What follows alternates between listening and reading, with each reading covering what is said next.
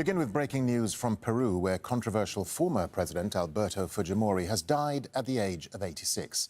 His presidency during the 1990s saw an economic revival and the crushing of the Shining Path rebels. But he was imprisoned for human rights abuses, only to be released last December. The conservative politician remains a polarizing figure. Some call him a dictator, others a political savior.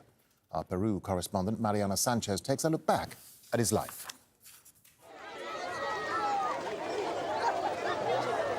He was unknown to Peru's political arena, yet Alberto Fujimori won the presidency in 1990, telling voters he would bring honesty, technology and jobs.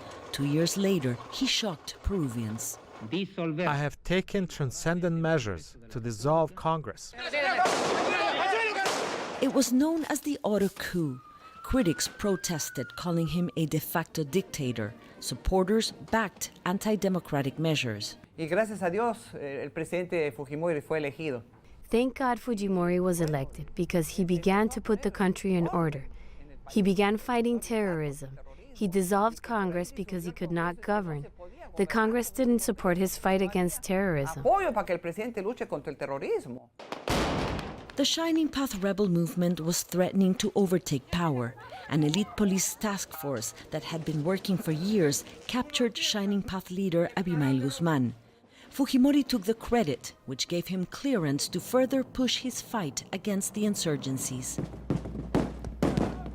People were detained and disappeared, hundreds murdered. Como lo sabe el presidente Fujimori, Fujimori's right-hand man, spy chief Vladimiro Montesinos, recorded how he bribed businessmen, politicians, journalists. He actually assassinated democracy, and he began an authoritarian regime that reached new peaks in terms of corruption.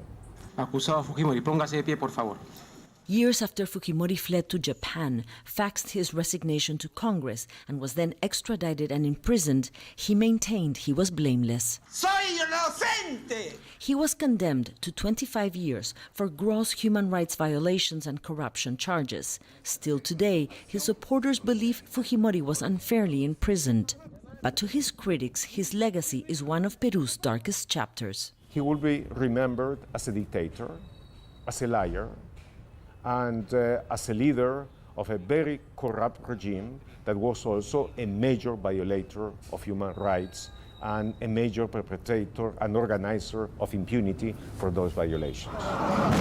Until the end, Fujimori remained a controversial figure, dividing Peruvians among those who believe he tirelessly devoted his presidency working for the poor and to save the country from terrorism, to those who believe his was the most corrupt government in the history of Peru.